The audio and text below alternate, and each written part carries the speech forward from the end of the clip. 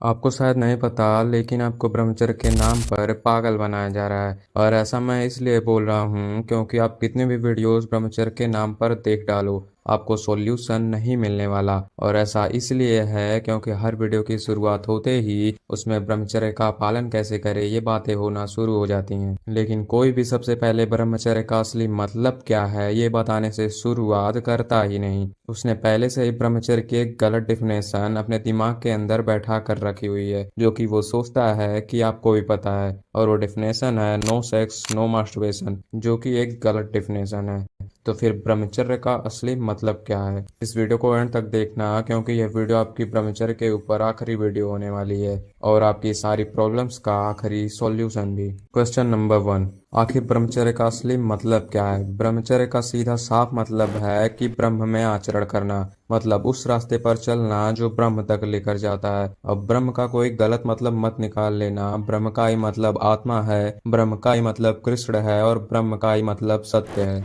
और ब्रह्म का हमारी जिंदगी से यह ताल्लुक है कि हमें इसी की तरफ जाना है और यही हमारी लाइफ का पर्पस है। अभी के लिए बस इतना समझ लो कि हम जिस सिचुएशन में अभी फंसे हैं, हम बहुत ही ज्यादा दुखी हैं। इसलिए हमें अपना पूरा जोर लगाकर उस सिचुएशन में जाना है जिसमें हम पूरी तरह से खुश और शांत हो जाएं। तो ब्रह्मचर्य का पूरा मतलब हुआ कि हमें अपने आप को सत्य के रास्ते पर पूरी तरह से झोंक देना है। ब्रह्मचर्य का पालन करने में पूरा ध्यान इस बात पर लगता है कि मैं सच के रास्ते पर चल रहा हूँ या नहीं, सही काम कर रहा हूँ या नहीं, ना कि इस बात पर कि मैंने मास्टरबेशन और सेक्स छोड़ा या नहीं। क्योंकि जब मैं सही काम करूंगा, जब मैं सच के रास्ते पर चलूंगा, तो ये सब चीजें तो अपने आप ही छूट जाएंगी। लेकिन अगर मैं अपना पूरा ध्यान बस इस बात पर लगा कर रखूंगा कि मुझे ये सब छोड़े हुए कितने दिन हो गए, तो एक ना एक दिन प्रेशर से दिमाग फट जाएगा। चलो, ये तो वो बात हो गई जो मैं बोल रहा हूँ। अब भगवान कृष्ण की बात सुनो। भगवान श्री कृष्ण भगवत गीता के चैप्टर 6 वर्स 14 में कहते हैं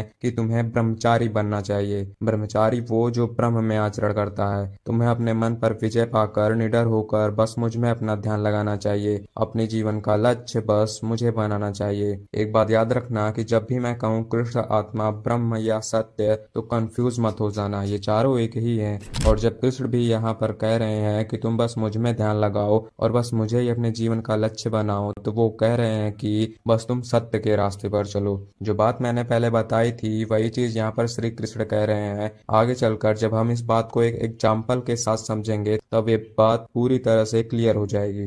क्वेश्चन नंबर 2, अगर ब्रह्मचर्य का ये मतलब है तो फिर इतनी सारी वीडियोस जो लोगों ने बनाई है, क्या वो गलत है? मैं ये नहीं कहूंगा कि वो लोग गलत हैं, मैं ये कहूंगा कि वो लोग कभी बात को समझ ही नहीं पाए। और ऐसा इसीलिए है क्योंकि हम सभी इंसान बायस्ड हैं। हम सभी लोगों का दिमाग सेक्स की तरफ इतना बायस्ड है कि हम लोग यह सोच ही नहीं पाते कि ब्रह्मचर्य का मतलब सही काम करने से है, ना कि सेक्स और मास्टरबेशन छोड़ने से। ये चीजें ब्रह्मचर्य टॉपिक का एक छोटा सा हिस्सा है, लेकिन हम लोग बायस्ड हैं सेक्स की तरफ। इसी वजह से हम सिर्फ इसी चीज को बहुत ही ज्यादा एम्पलीफायर कर कर देखते हैं। और इसी बायसनेस की वजह से ना ही आप कभी ब्रह्मचर्य का मतलब समझ पाए और ना ही कभी आपकी प्रॉब्लम सॉल्व हुई। क्वेश्चन नंबर 3, तो फिर ब्रह्मचर्य को ठीक से फॉलो कैसे करें? देखो, इस बात को बहुत ही ध्यान से समझो कि जब भी कोई ऐसी चीज जो तुम्हारे शरीर से आ रही है तुम पर हावी हो जाती है, तो उसको तुम तभी छोड़ सकते हो जब तुम्हारे पास तुम्हारी जिंदगी में तुम्हारे शरीर से कोई बहुत बड़ा मुद्दा हो। अभी तुम्हारे लिए मास्टरबेशन इतना बड़ा मुद्दा इसीलिए है क्योंकि तुम उसके एडिक्ट हो चुके हो। और तुम एडिक्ट इसीलिए हो चुके हो क्योंकि तुम अपने शरीर को प्लेजर देना चाहते हो। और क्योंकि मास्टरबेशन इस प्लेजर को पाने का सबसे आसान तरीका है,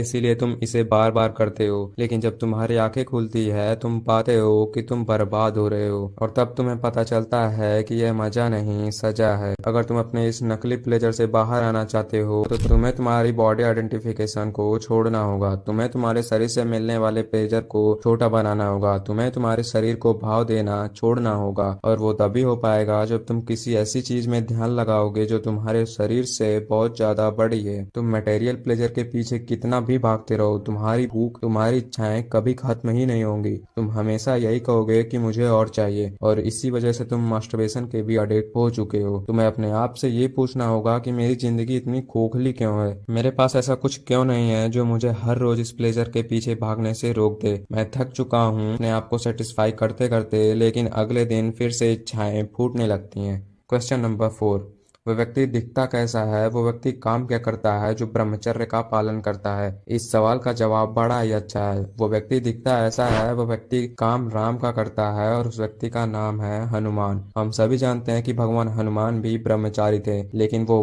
वाले ब्रह्मचारी नहीं थे जो हम समझते हैं। भगवान हनुमान वो वाले ब्रह्मचारी थे जो मैं इतनी देर से समझा रहा हूँ। वो अपने शरीर से ऊपर उठ चुके थे। वो तो कहते थे कि ना मुझे सोने की माला चाहिए, ना सोने का मुकुट, मुझे तो बस मेरे राम चाहिए, क्योंकि बस मेरे राम ही हैं जो मेरा सारा दुख, मेरी सारी संकट हर सकते हैं। और मैं फिर से याद दिला दूं, यहाँ पर श्री राम सत्य का प्रतीक है।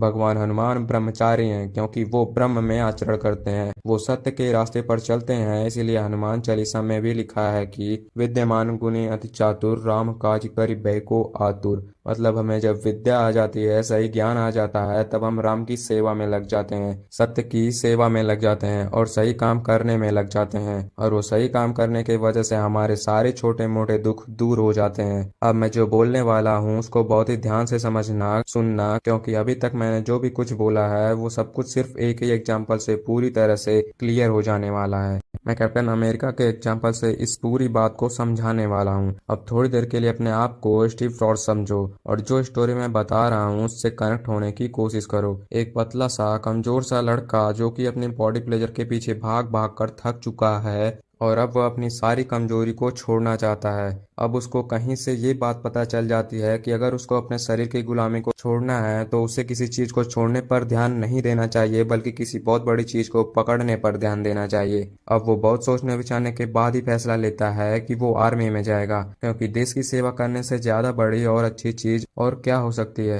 अब सीधा फास्ट फॉरवर्ड करते हैं एवेंजर्स एंड गेम की तरफ। अब अपने आप को इमेजिन करो कि सामने थेनोस की आर्मी खड़ी है और तुम्हें यह साफ दिखाई दे रहा है कि अगर तुम लड़ोगे तो हो सकता है कि तुम मर भी जाओ, लेकिन तुम्हें इस वक्त ये बात बहुत अच्छे से पता है कि तुमने इस काम को खुद चुना है, तुम इस काम से प्यार करते हो और तुम्हें इस दुनिया को बचाना है। थोड़ी देर पहले तुम अधमरे पड़े हुए थे, लेकिन अब तुम उठते हो और लड़ने के लिए तैयार हो जाते हो। अब मुझे एक सवाल का जवाब दो कि क्या इस मोमेंट पे किसी को भी, किसी इंसान को मास्टरबेशन करने का ख्याल आएगा? हो ही नहीं सकता। मास्टरबेशन तो छोड़ दो, इस मोमेंट पे किसी को मौत तक का ख्याल नहीं आएगा। और अगर तुम्हें याद हो तो मैंने अपनी सबसे पहली वाली फर्स्ट वीडियो में बताया था कि हमारा शरीर हमसे दो चीजें चाहता है। पहली चीज यह है कि हम सरवाइव करते रहे और दूसरी चीज यह है कि हम अपनी प्रजाति को आगे बढ़ाने के लिए हम रिप्रोड्यूस करते रहे। और ये दोनों ही चीजें हमें डरा कर रखती हैं और हमें हमेशा बेचैन रखती हैं। हम डरे हुए महसूस इसलिए करते हैं क्योंकि हमारा शरीर हमें हमेशा याद दिलाता रहता है कि भाई कहीं मर मत जाना, और बेचैन इसलिए क्योंकि हम शरीर की इच्छाओं को पूरा तो कर देते हैं लेकिन वो पूरी होती नहीं। लेकिन इस सिचुएशन में तुम देख सकते हो कि कैप्टन अमेरिका को ना ही शरीर के मिट जाने का डर है और ना ही वो शरीर के गुलाम है। लेकिन इसका मतलब ये नहीं है कि कैप्टन अमेरिका ने किसी लड़की से प्यार नहीं किया। बात बस इतनी सी है कि वो चीज उनके पर्पस से बड़ी नहीं है। अगर वो चीज हो गई तो हो गई और नहीं हुई तो नहीं हुई। क्वेश्चन नंबर 5, क्या एक बहुत बड़े लक्ष्य के लिए काम करते हुए भी हमारे अंदर से ये चीज पूरी तरह से नहीं जाती? तो इसका आंसर है कि आखिरकार हम लोग रह तो शरीर में ही रहे हैं, इसलिए ये चीज पूरी तरह से तभी जाएगी जब हम लोग मर जाएंगे। लेकिन हम लोग अपने आप को इतना जरूर ऊपर उठा सकते हैं कि ये चीज हमें परेशान करना ही छोड़ दे, हमें अपना गुलाम बनाना ही छोड़ दे। मैं ये कहना चाह रहा हूँ कि हम अपने आप को ऐसा बना सकते हैं कि हमारा शरीर हम पर नहीं, हम हमारे शरीर पर कंट्रोल करने लग जाएं। इसको इस तरह से समझो कि जैसे तुमने कोई कुत्ता पाल कर रखा था जिसने तुम्हारी गर्दन पकड़ कर रखी थी और वो तुम्हें ही खा रहा था, लेकिन तुमने कुछ ऐसा किया कि वो कुत्ता सुधर गया और अब वो तुम्हारे सामने बैठा रहता है और जब भी उसे भूख लगती है वो तुमसे खाना मांगता है। और अब ये पूरी तरह से तुम्हारे ऊपर निर्भर करता है कि तुम उसे खाना देते हो या नहीं। लेकिन एक बात याद रखना, बेईमानी मत करना कि तुम इस इंतजार में बैठे रहो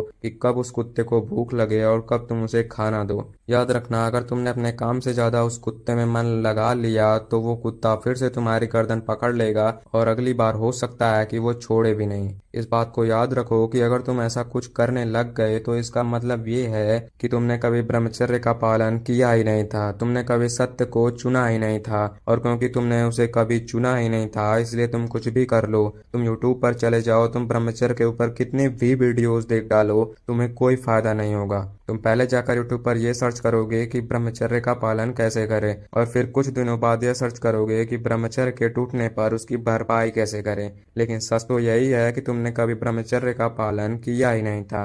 और अगर तुम्हें इसके रिलेटेड और भी कुछ जानना है तो तुम कमेंट कर सकते हो, मैं उसके ऊपर पूरी डिटेल्ड वीडियो बनाने की पूरी कोशिश करूँगा।